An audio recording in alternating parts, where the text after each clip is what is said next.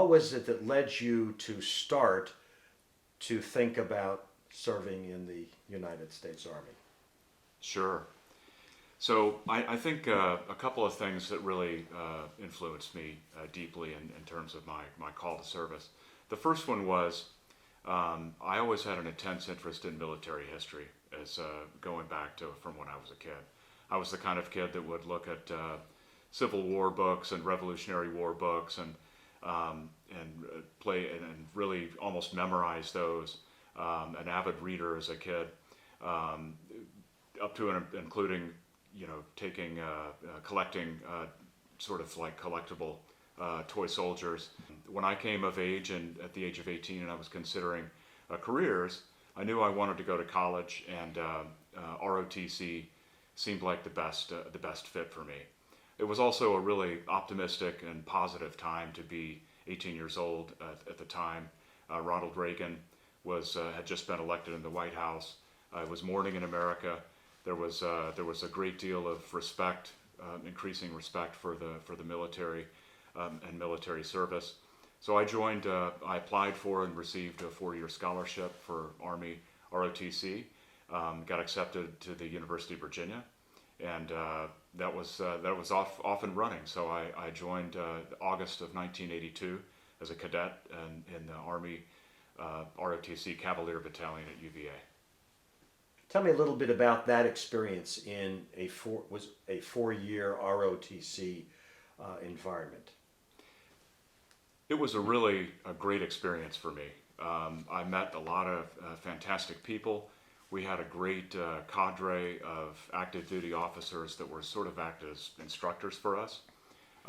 It was a real way for me to boost my own confidence and self-esteem, just in terms of physical fitness and the training that we went through.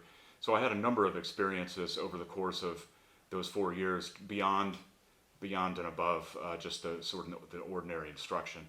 I was the Army's UVA's drill team commander, so I was in my 3rd year I was the drill team commander, which is a position of leadership that is above and beyond just being a cadet.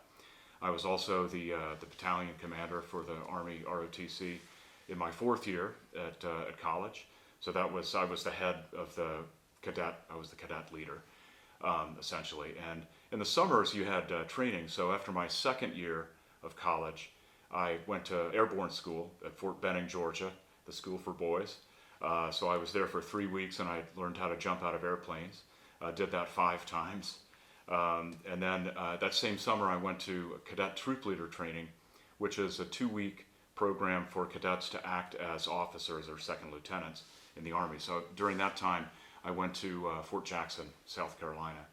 So after my 3rd year of college, I went to Army Advanced Camp, which every cadet has to go to, where you get evaluated as a potential leader, an officer.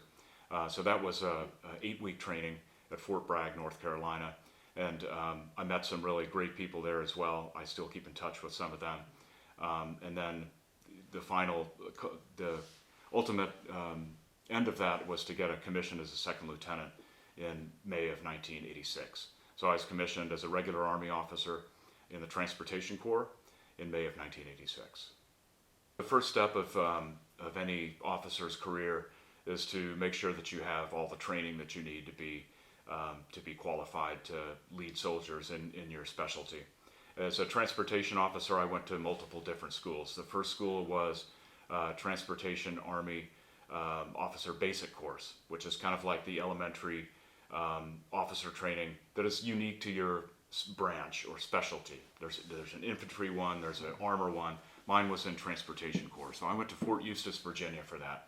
But I went to numerous other schools. I was an instructor for a brief period of time at Fort Bragg, North Carolina. I went to a maintenance course in Fort Knox, Kentucky. I learned about specifically about air and freight movements at Fort Knox, Kentucky as well. So that was really almost a year of training, about 9 months worth of training, moving around to different posts in the country and receiving all these different trainings that you need to become a specialist in your field. There's an element of choice. Every cadet gets the option of selecting 3 or 4 preferences for your branch. I was a history and foreign affairs double major, so I didn't really have a technical specialty that sort of indicated where I should be placed in the Army. So I selected numerous different branches. Transportation Corps was my number one choice, and since I had a really good grade point average and I was close to the top of my class, I had a strong possibility of getting what I wanted, right? But I also had Quartermaster Corps, I had infantry, I had armor, all down the list, but I received my first choice as a transportation officer. So the selection for me was more a matter of choice, and it wasn't tied to my field of study at UVA. So every officer is asked, it could be an Army base or it could be a general region. I knew that from an early age that I wanted to be overseas. So my first choice was Germany. My second choice was Panama, back when the United States still had forces in Panama. This is before the Panama Canal was relinquished to the country of Panama, and South Korea. So I did get my first choice. I got assigned to Europe. I was assigned to the Berlin Brigade, which was a brigade of infantry soldiers that was stationed in West Berlin, and whose mission was to maintain an Allied presence in West Berlin. And this goes back, as most people know, but not everybody remembers, back to the Cold War. Berlin, the setup in Berlin was established at the end of the World War II. So you have to remember that at the end of World War II, the Soviet Union was then an ally. Most people forget that we were, the Soviet Union, the United States, and France, and Great Britain were all fighting to defeat Germany. So as a result of that post-war agreement, there were 4 sectors in Berlin. There was a Soviet sector, which was then known as East Berlin, which had a wall around it by the time I was stationed there. And then there were 3 other sectors, which were more sort of the traditional Cold War allies of the United States, France, and Great Britain. There were 3 different sectors in West Berlin. So I was stationed in the American sector of West Berlin, to the Berlin Brigade, and I was assigned to the Transportation Division, which was a really important part of the Berlin Brigade, because the mission of the Transportation Division was to maintain Allied access to and from West Berlin. And if you know about the Berlin Airlift and the creation of the Berlin Wall, this was a really, really important factor in our existence in Berlin. My first assignment was as a train commander, so it requires a little bit of background explanation. The United States Army ran a duty train which went from West Berlin to West Germany every day, 365 days a year. Twice, one went to Frankfurt, which was in central South Germany, and one went to Bremerhaven, which is in North Germany. And these went on holidays, regardless of what was going on. They always went every single day. And so I was a train commander that was responsible for the security and integrity of the train as it went through East Germany, right? And then once you got into West Germany, myself and my detachment, so I had 2 to 3 military police that were with me. They were armed, right? They were carrying sidearms. Then I had a train conductor that actually handled the administration of the train, and an interpreter that actually interpreted when I had to meet with Soviet officers leaving East Germany at the time. So we'd have to disembark from the train, meet with Soviet officers, review the paperwork, and I had an interpreter to help me interpret what the Soviet officer was saying. So it was a really fascinating job, and a very unique job. It wasn't a sort of a traditional second lieutenant's role. So once I was promoted to first lieutenant while I was in that job, and then I became sort of the senior train commander about a year into my time there. And that senior train commander essentially does more or less the same job, but you're also responsible for scheduling and organizing the more junior staff that ran the duty train. So that was that I did that for about another year, and then I didn't get promoted into this job, but it was a lateral move into a plans and operations officer. So that was less tied to the duty train and more tied to American convoys that routinely ran from West Germany into West Berlin. And these had all manner of things. Some of them just resupply, some were equipment that needed to go out for maintenance or whatnot. The most interesting freight train that I was on, which didn't carry any passengers, was only myself and my military police and interpreter, was the deployment of M1 Abrams tanks. So these are the tanks that many people know now today that there have been, I think, 35 of these tanks were sent by the United States to Ukraine. Well, those tanks have been around for a while, but back in the late 80s, these were brand new tanks, and they had highly classified armor on them. So we were bringing all of those tanks in to West Berlin, and it was really an important mission because we had to make sure that the Soviet spies and Soviet officers didn't get too close to that train, didn't try to take core samples of the armor, and that kind of thing. So it was really a piece of history that I felt like I was part of in that job. Most people don't know this, but in West Berlin there were no German soldiers. The only thing that Germans were allowed to do was to guard American installations, Allied installations. So there was no German army presence, but there was a pretty substantial British army presence, and there was also a French army presence. So I'd say that there were three parts of it. The first part was my day-to-day interactions with Soviet officers in securing the passage of the duty train from West Berlin into West Germany. So I wouldn't really call those relationships so much as just sort of transactional. One thing that was interesting to me was that this probably wouldn't come as a surprise to many people, but it really was I had a direct dealing with it. Was Soviet officers and soldiers did not have the same level of access to technology that American soldiers and American people are used to. So at some point after the first few months had passed on that job, I asked the Soviet officer if I could trade anything with him for a souvenir, a belt buckle or a hat or something like that. And I said, what would you be interested in receiving? I can give you Deutschmarks, or I can maybe give you some other part of my uniform or something.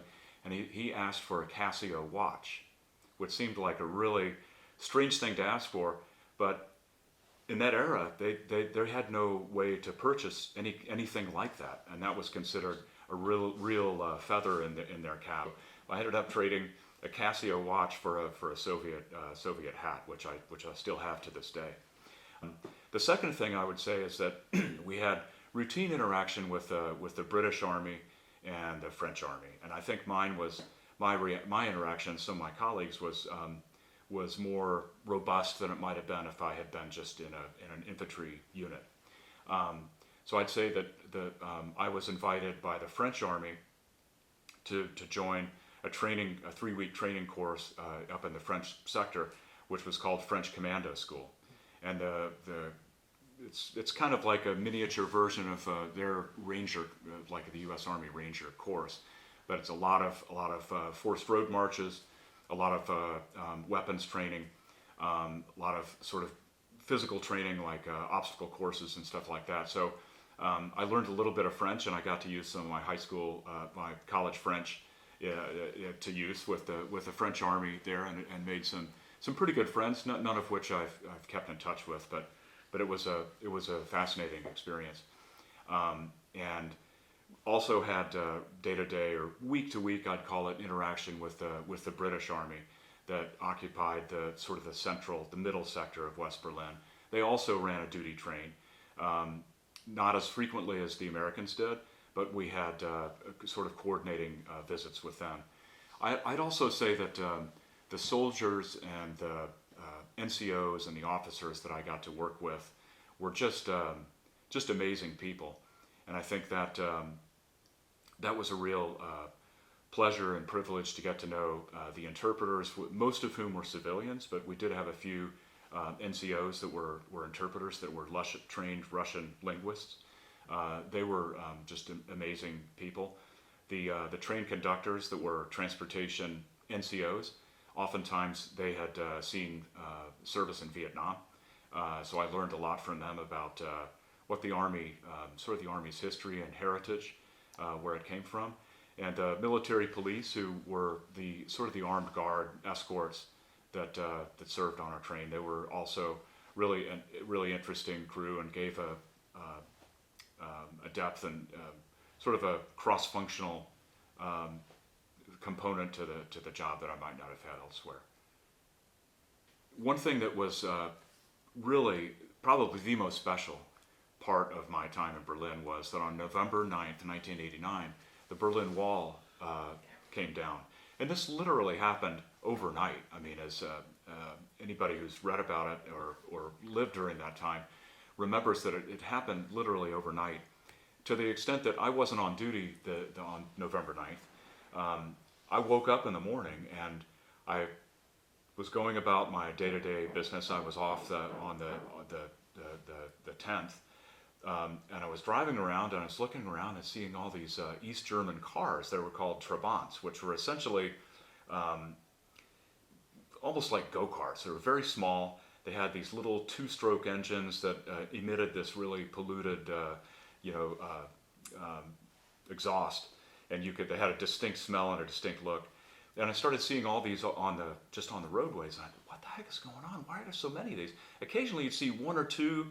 The diplomats maybe that were over to visit their families from East Germany, but you never saw more than a couple. And I literally saw dozens and dozens, and sure enough, this is before the internet.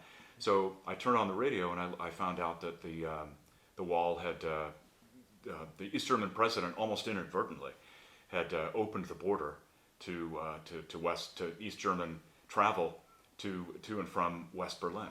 So that was a remarkable experience. So within that week, I and my friends went down to the wall,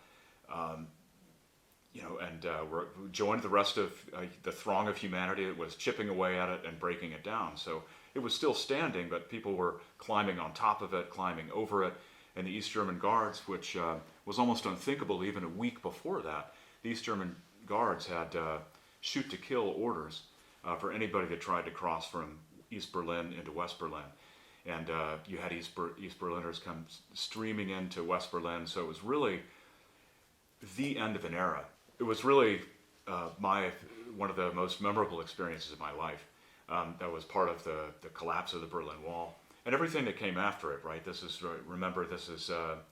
the time leading up to it. This is Gorbachev meeting with Ronald Reagan and sort of the heightened tension of the Cold War, but Gorbachev seemed to want to bring the Soviet Union down a different path, and perestroika and glasnost, this openness and a restructuring, as he called it.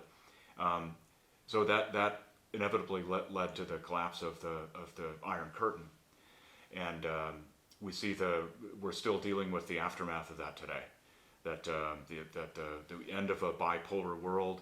It was the beginning of sort of American dominance, which is still sort of like going right now. But it was really truly one of the most important events of the 20th century, I would say. It's a matter of course. Typically, the Department of the Army repositions people after 3 years. So I was given orders to go back to the Transportation Officer Advanced Course at Fort Eustis, Virginia, which is sort of the follow-on to the Officer Basic Course. And every officer goes through these, right? So that was probably about a 5-month course that I completed at Fort Eustis. And then I was sent to Fort Jackson, South Carolina. And I was selected for company command at Fort Jackson, South Carolina. So I was a basic training company commander, which is typically reserved for infantry and combat arms officers, but they did offer some commands to combat service support, like Transportation Corps, which I was. So that was about a year and 4 months of time that I led a basic training company that had 12 to 15 drill sergeants. So everybody knows what a drill sergeant is, even if you've only seen it in the movies, right?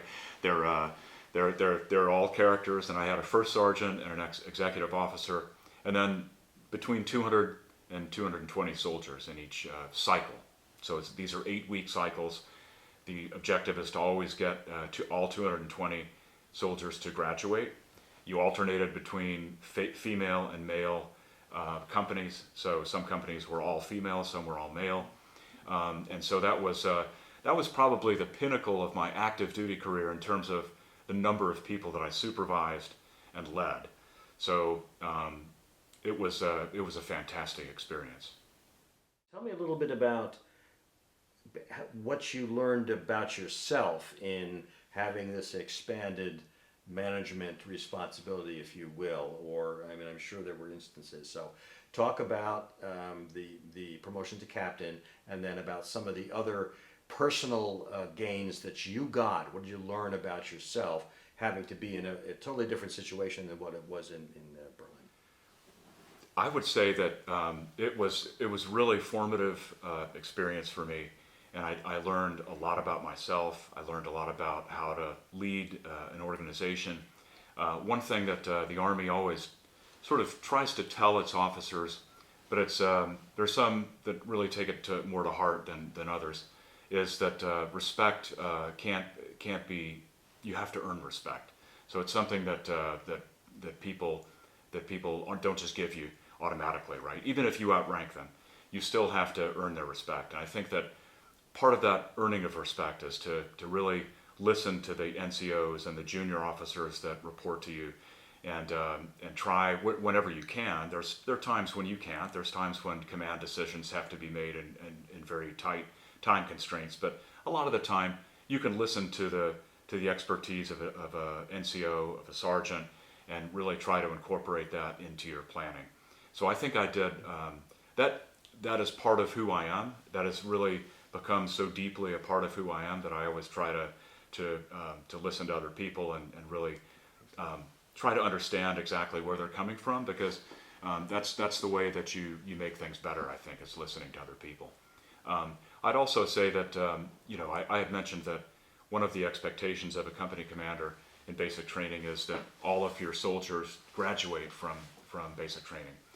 And that sounds real easy, but it's not always easy, because you have some soldiers that come in with all kinds of varying levels of physical fitness. Some are struggling with obesity or things like that, and you really have to help them and work with the drill sergeants to try to help them become, to work their weight down and maintain the physical fitness standards that the Army expects. So I think I did a really good job in partnering with the drill sergeants and doing that in an ethical way that is not abusive and not putting these soldiers in danger. We had during my tenure as a company commander, we had almost no failures from basic training, so we got almost everybody out. A second expectation was that every soldier was offered educational opportunities. So you really want to have every soldier coming out of basic training with at least a GED, which is a high school degree equivalent, right? Not everybody graduates from high school, and some people would come into the military without a high school diploma, and that can be a real career barrier for them. So I would always make sure that we'd carve out time for these soldiers to go to GED classes and really, really try to make sure that they had that GED by the time they were sent on to their next unit. I would say that, the drill sergeants that I worked with are just like such a cast of characters. I'll try to make sure that I give access to a picture. They really were just a unique group, and they really reflect what makes the Army great in terms of diversity, and just some people came from all different parts of the country. Some were married to had German wives or Korean wives, and just a really interesting and good group. And you can't find a group that has a stronger work ethic than a group of drill sergeants. They do anything for you, and they would do anything for me, because I think I earned that level of respect from them. So we had just a great relationship, and it was one of the best experiences of my career. At the end of my company command, I made the decision to resign from active duty and enter the reserves. This was a decision that was a personal decision of my own, that I just wanted to. I never really had in my mind that I was going to serve a career in the military. I ended up doing it anyway, but I really wanted to try my hand in a civilian job. So I left the military active duty military in February of 1992. Then I moved to Atlanta, Georgia, where I took a civilian job as a transportation planner. But in the meantime, I had a really good friend that I had met in Germany that was from Alabama, and he convinced me to join a reserve unit. So I found this reserve unit in Anniston, Alabama, which is about 80 miles west of Atlanta, Georgia, so I could go out there on weekends. And so for the next 5 years, I was a transportation, a freight movements officer with this transportation movement control agency, which is kind of like, I would think of it as like a transportation headquarters for a theater of operations. So it integrated air, rail, ground movement into and out of a theater of operations. And during that time, I had some great experiences. I think one that really stands out to me is my opportunity to serve a month in Egypt for Operation Bright Star in 1995. So I was, this is one of those things where, going back to my love of being sort of on the forefront of the fray and being out there in the field, and they had an opportunity for a freight team to go over to Egypt to participate in this exercise in 95. So they're looking for volunteers. I was like, the first one to raise my hand, and I said, you can send me. It was in the summer of 1995, so I was there for about a month, and we were about probably 2 hours west of Cairo. So if you know where Cairo is, or along the Nile River, where the pyramids are and the Sphinx, the pyramids at Giza, we were about 2 hours west of that. So I spent 4 weeks there, sort of as the spearhead of coordinating all air and rail movements into and out of the theater, which was a pretty big task because you really didn't have any American forces that were permanently stationed in Egypt. Everything all of our equipment, all of our personnel had to be brought over by air or by ship. So the ships would come through Alexandria, and they'd come down by commercial truck to the operations area where we worked. In 1997, I decided to go to business school. So I was relocated to Washington, D.C., to Georgetown University. And during that 2 years, I was right when I left Atlanta, I was promoted to major. And I had 2 assignments while I was in business school. One was at the Army Materiel Command. I was the deputy executive officer for the commanding general of the Army Materiel Command, which is kind of like the lead supply agency for all of the Army, right? And then I also had a 6-month assignment where I was stationed at the Pentagon in their operations center. It's kind of in the basement of the Pentagon. So worked as a transportation and logistics officer in the Pentagon for about 6 months. After that, I went into the inactive reserves. So I spent about 4 years. There was about 4 years of my life from 1999 to 2004 where I didn't wear a uniform at all. I just graduated from business school, and I was really busy with my professional life, and I just didn't have time to really think about getting involved in the reserves. Well, guess what? Uncle Sam had different plans for me. So everybody remembers 9/11 and the invasion of Afghanistan. Everybody remembers that in 2003, Operation Iraqi Freedom was initiated by the Bush administration. And I was called, and I knew when Operation Iraqi Freedom was launched, I had this sneaking feeling that since I had never resigned my commission, I was going to be called back up, because I had read that logistics officers and transportation officers were they were in dire need of transportation officers. So it didn't come as much of a surprise, but it was still kind of a shock that I got in early summer of 2004, I got orders deploying me for 545 days to Camp Arif Jan, Kuwait. I would say that the day that I got those orders was one of the most memorable days of my life. I was really a newlywed. I had been married for about a year and a half, and I was really concerned about the impact it would have on my marriage. We didn't have any kids yet, but but one thing that I think everybody who served in the service recognizes is that really the spouses bear the brunt of a lot of the deployments that any soldier or service member goes through, right? And so one thing I remember, the first memory I have of, which is a real credit to my wife, was that I expressed my worry that this deployment was going to take a toll on our relationship, and I just wanted her reassurance that she'd be waiting for me when I got back. And it was really just incredibly heartwarming to hear that, just the way she said it, that don't worry about a thing, I'll be here when you get home. So it really was a huge relief for me right off the bat. But this comes at a time that I hadn't worn a uniform for 4 years, right? So I didn't really even have uniforms that were up to date or anything. So, and I wasn't alone. There were thousands of other soldiers and officers like me that were given orders and called up. So I got summoned to Fort Jackson, South Carolina, back where I'd served as a company commander. So I had to go through some training there. This is kind of like reorientation to the Army. You sort of practice your weapon skills, and it's a refresher course on how to be a soldier and an officer.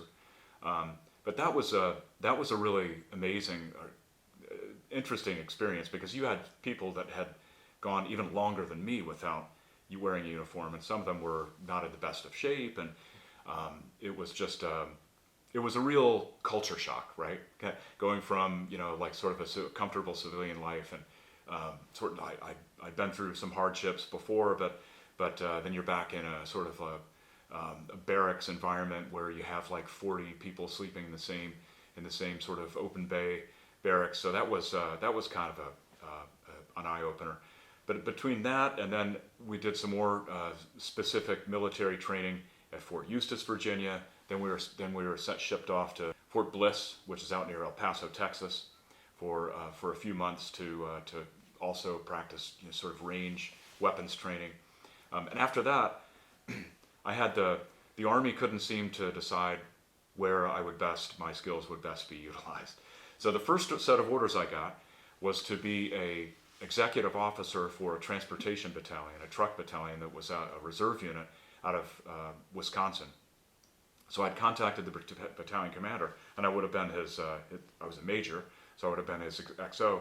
So I made contact with him, and the plan was for me to meet up with the battalion in Fort McCoy, Wisconsin. This was a battalion that was destined for Balad, Iraq, which was in the Sunni Triangle, which was sort of the epicenter of where all the insurgent activity was going on. So it was a little bit jarring to think that that's where I would be stationed, but the wisdom of the Army prevailed, or I say that sort of tongue-in-cheek, because the Army's wisdom oftentimes isn't wisdom, but it was just a change of priorities.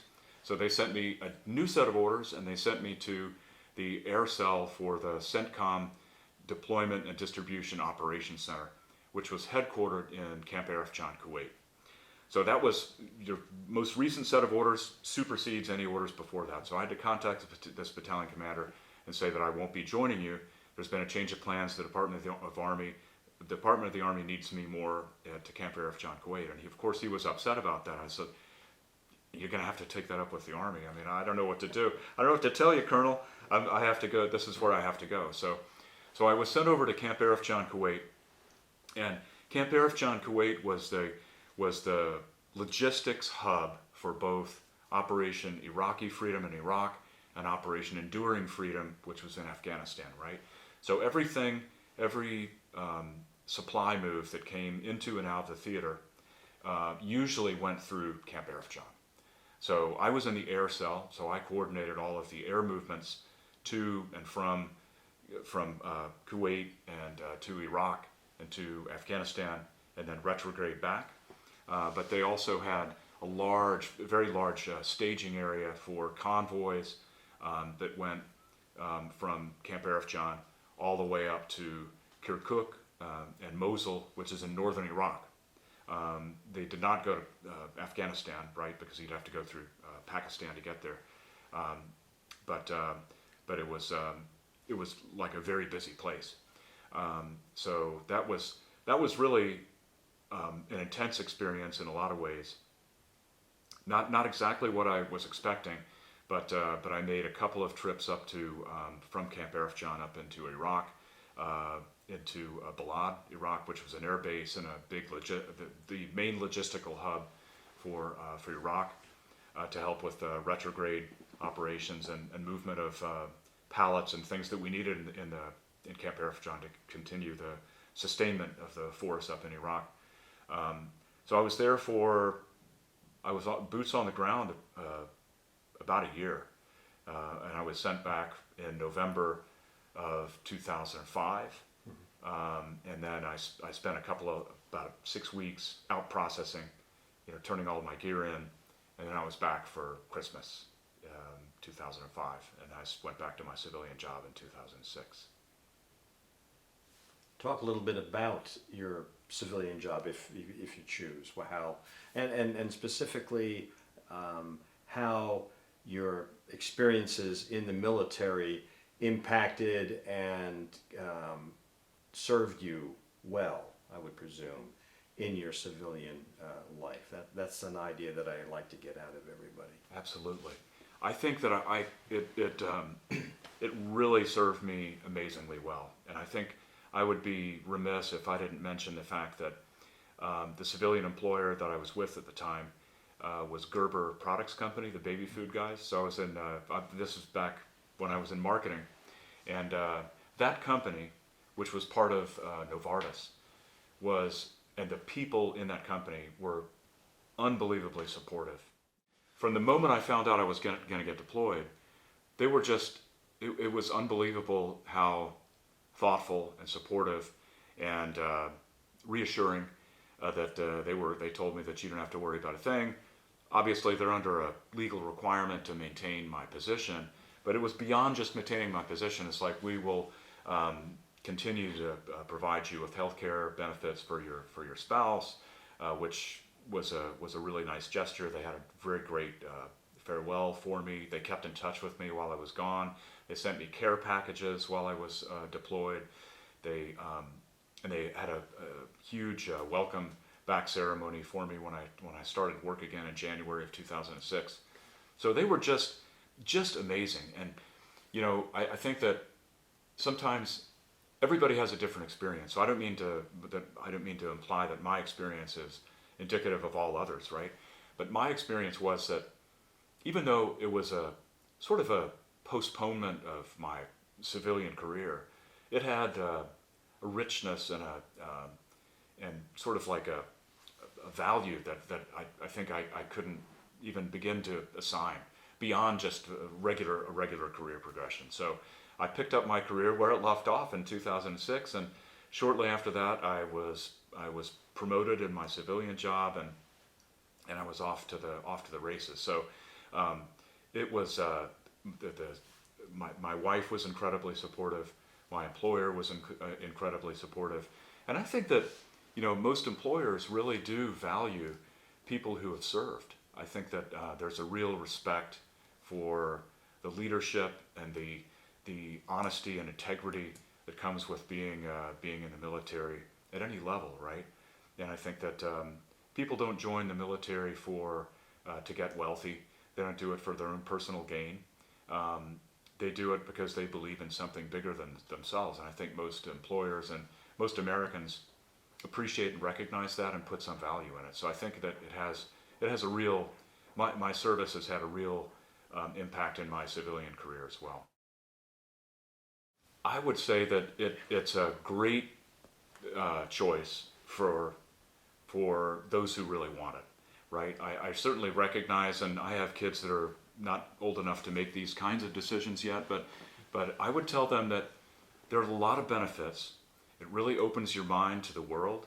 You'll meet people from all over the country, all different socioeconomic backgrounds that you might not have exposure to.